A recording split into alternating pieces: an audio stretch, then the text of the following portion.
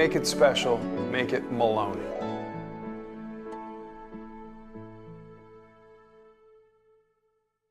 This segment of the Port Jeff Pulse is brought to you by Soundview Heating and Air Conditioning, serving Suffolk County since 1995, providing their customers with unparalleled service and customer care. We are in the afternoon session now of the Port Jeff Pulse this beautiful Tuesday. Everybody's wearing a smile today. Oh, yeah. Councilwoman Cartright's in the house. Yep. Valerie's smiling. Beautiful. How are you? It's beautiful outside, and I'm happy to be here. Aww. Absolutely. This is my first time, but hopefully not my last. Nope. You know, Nope. we're into the Doesn't have to second be and your thirds last. now. You know, we have these very loyal guests, and I'm very thankful for that. We both are. I know, me too. We have been talking, 4 or 5 months, right, about getting you on the show. Tuesdays can be, for people in office, they can be hard. I know that. So we appreciate you finally making it and getting it on with us. I want to talk about personal, because I don't know you enough, and I want to talk. Forget about what you're doing as a council person for now. Okay. You know, tell me where you grew up. Tell me a little bit about yourself. Tell our audience. Absolutely. I grew up in Queens. I am of Haitian descent, so my parents were immigrants actually up until recently where they became citizens. I've been trying to get them to be citizens for quite some time, but something sparked them in the past 2 years. I'm sure. So I grew up in Queens, and I moved out to Long Island maybe about 13 years, moved out to Suffolk about 13 years ago and have been on Long Island for about 16 or 17 years. I am by profession an attorney. I do civil rights work as well as criminal defense work. I have been practicing for about 14 years now, and decided to run for office in 2013 because I was asked. Never thought I would be in politics. If anyone ever asked me, do you ever see yourself as a politician? I said, absolutely not. And I was asked to do it, and I saw what kind of impact elected officials can make within a community. And I decided to say yes, and I'm really excited that I did, because this is probably one of the best decisions that I've made. That's great. Congratulations. Yeah, that's congratulations. Fantastic. You know, a lot of people don't realize that a local politician, the lower you get, not the lower, that's not the right word, the more local you get in what you preside over, you have a bigger impact. You're absolutely right. We always say that all politics are local. And when you look at the higher officials, they are pulled away because some of the issues are not things we deal with every day. Absolutely. With us, we deal with a lot from the town level. We do a lot of land use. So what you wake up and see when you walk out of that door impacts you. Your roads, whether the potholes are being fixed, that impacts you. Your garbage, if they're picking up for recycling and garbage, those are the basic things that we deal with on a daily basis. And I really feel connected to the community. So day in and day out, 7 days a week, I'm out in the community working with Eagle Scouts, working with different not-for-profit organizations, trying to increase the impact that we make in the community. And you this are woman, she is everywhere.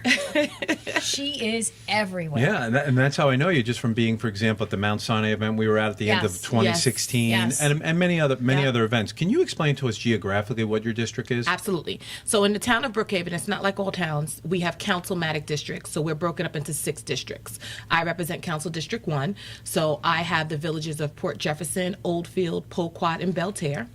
And then I have Port Jefferson Station, Terryville, Stony Brook, Setauket. I have a small part of Center Reach and South Setauket. So those are the areas that so we have a pretty big area that we cover in Council District 1. That's a lot. You're lucky enough to have Port Jeff Village in your district. I am. Yes, I am. Yeah, right. I am. I love the village. I'm here as much as I can. Absolutely. Was there anything in, I guess it was December or maybe before that of 2013, and that year 2013 that said, you said to yourself, yeah, I absolutely do think I can make a difference. I do see some things I'd like to change or that I don't agree with, where even though you knew that you weren't going to do this or you didn't know you were going to do this, were the things that were on your mind that were bothering you? Well, I can say, coming from the perspective of civil rights, I always wanted to be the voice for that person that didn't have a voice. So that is the way I functioned in the legal system as an attorney. Here, I realized that we needed to have somebody representing us that was listening to the people, listening to what the community wanted. From what I observed, and not just in the town of Brookhaven, just in general in government, prior to me coming into office, is that, elected officials many times, unfortunately, just do what they want to do and what they think is best. Of course, you should be bringing your own expertise and bringing your own experiences to the table, but you need to be talking to the community, because it should be about community-based organizing. Right.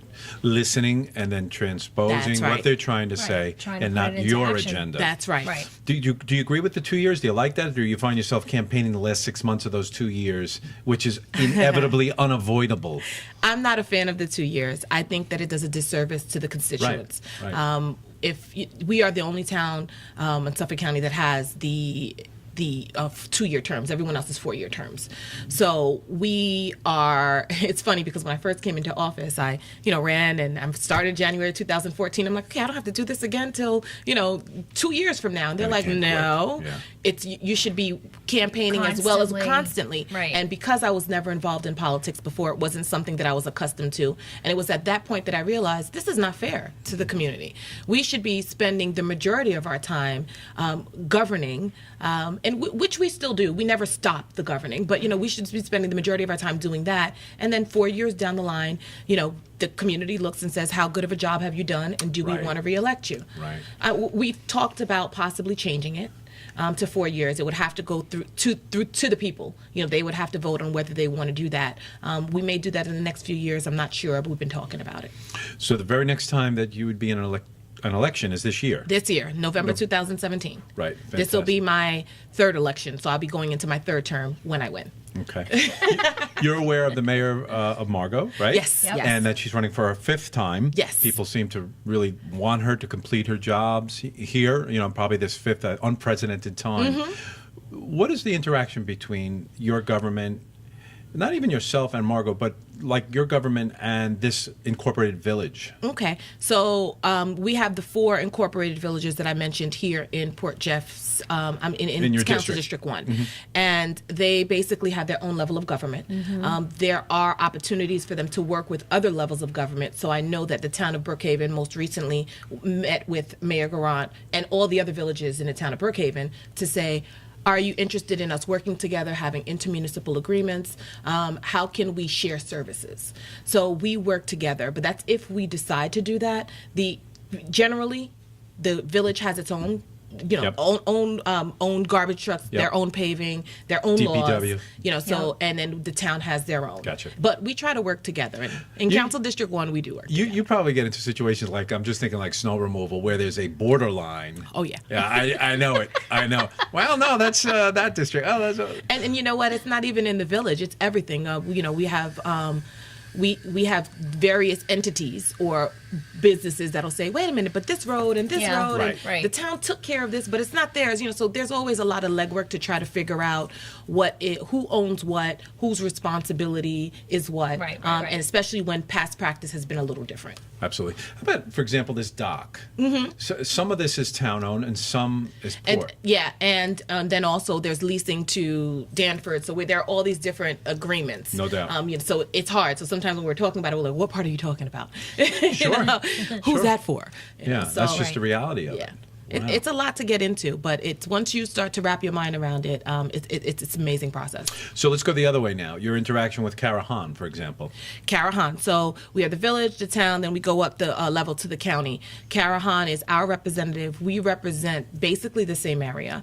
And Assemblyman Engelbright on the state level. Right. Also, we represent much of the same area. We have been working very well together. And actually all of us, all 4 of that I've mentioned, we 3 plus me, have been working together to try to find initiatives that we all agree upon and then try to push forward and get those things done. So I meet with Mayor Garant. I try to do it on a quarterly basis. It doesn't always happen, might fall twice a year. But we see each other in the community as well and try to support each other's events Right. and initiatives. Right. What do you love to do in this village? Any favorite restaurants? I always ask this question. Favorite restaurants. I love salsa. Yeah. That's a Yeah, I go there all the time. I go directly after the show. Jennifer's shaking her head. And I try to stop in as many Yeah, as I can. because there's new popping up. Yeah, they're new popping up, and I always want to say I've tried it. You know, Right, and within a district as well.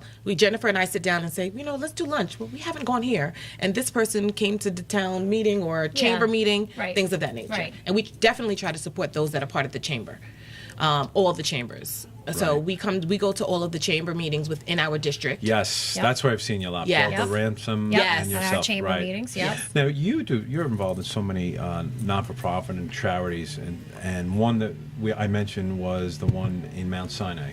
What was that called? That charity? Oh, it was for with the gifts and Rhonda? Rhonda Yeah. Kelch. That, oh my God. So you're such a big supporter of that, but you guys see each other at a few things, right? Yeah. We saw each other at that one in December. That was Rhonda's charity through the Right. Equity First Foundation. Yeah. Holiday Dreams. Dreams. Yep. That's it, yep. Yeah. And I think that's initially how Valerie and I first got connected. That's right. Was through Rhonda and through Holiday Dream when we were at Quorum. I mean, I had seen Valerie at other events, but that really kind of was like, That was oh, the connection. okay, I know who you are, Yes. and that kind of a Gotcha. thing. Yeah. So yeah. That was that Holiday Dreams is amazing. When we went to the first one in Quorum, because Yeah, at this the most Quorum recent Fire one was at Sky Department. Zone. Yep. Yes. It just to see the smiles on those kids' faces and the gifts. I'm like, did I ever get gifts like this? But it's so great. But that's the highlight of the year. That's right. Yeah. It It is. really is. And the families were amazing. I loved meeting all the families and talking to them and just hearing their stories and their journeys. It was great to meet everybody. And one thing that stuck with me in Quorum, there was a basket given to one child, and the child said, "I'm going to share this with my cousins."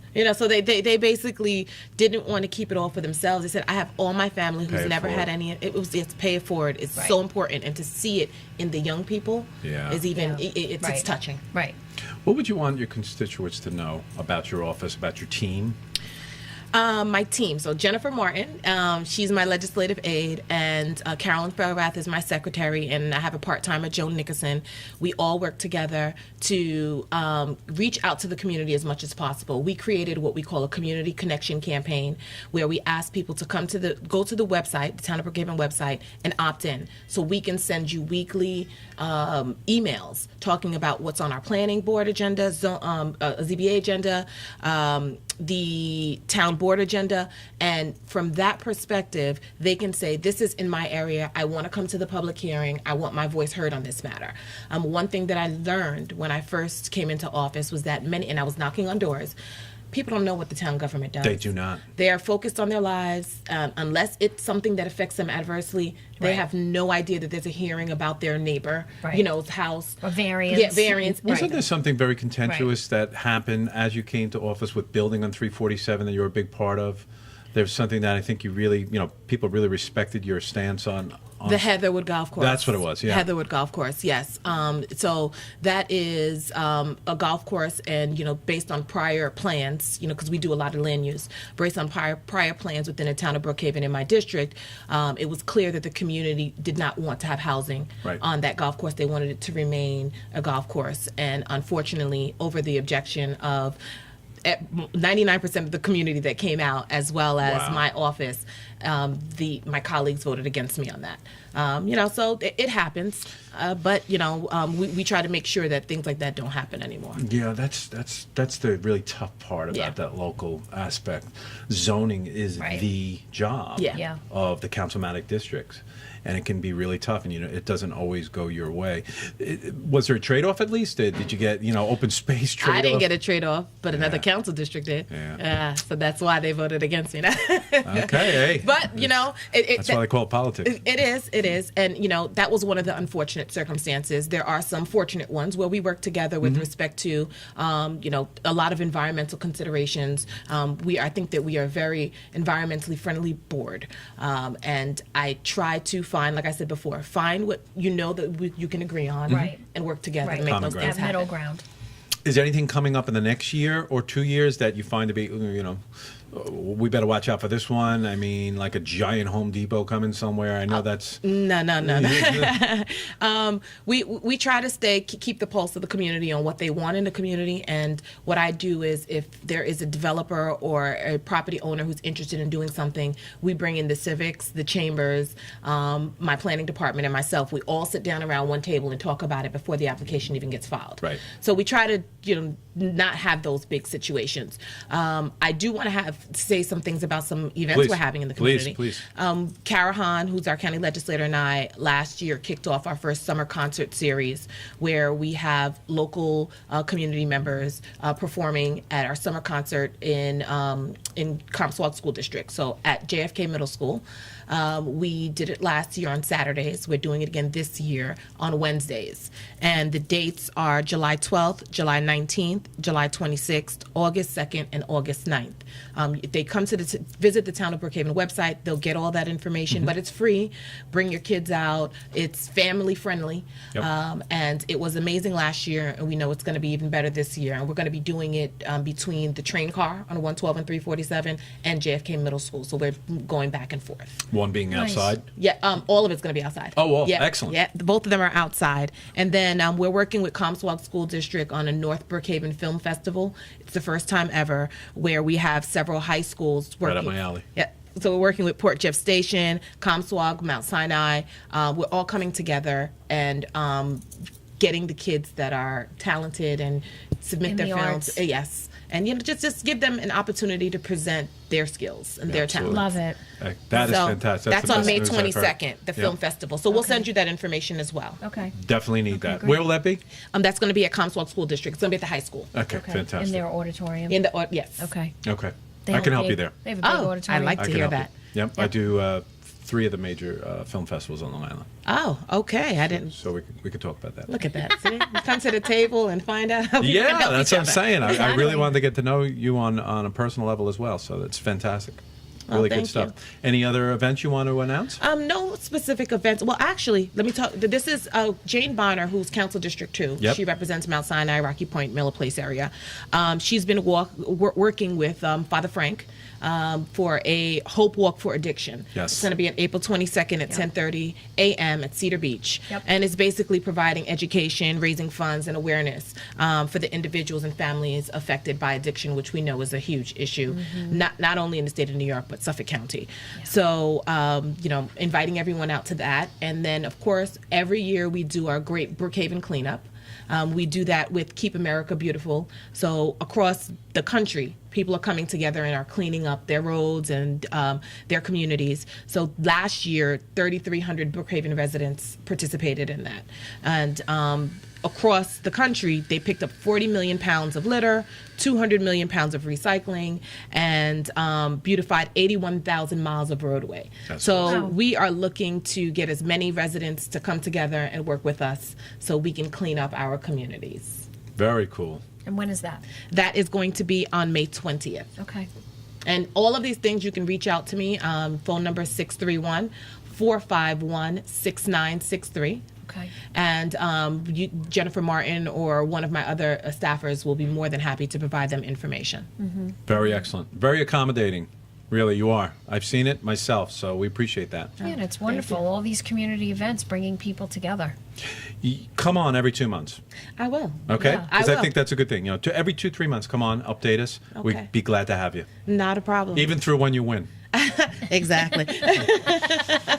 Thank you for that. so much. Thank you for coming on, Valerie. Thanks. Good to Thank see you. you. Thanks, Karen.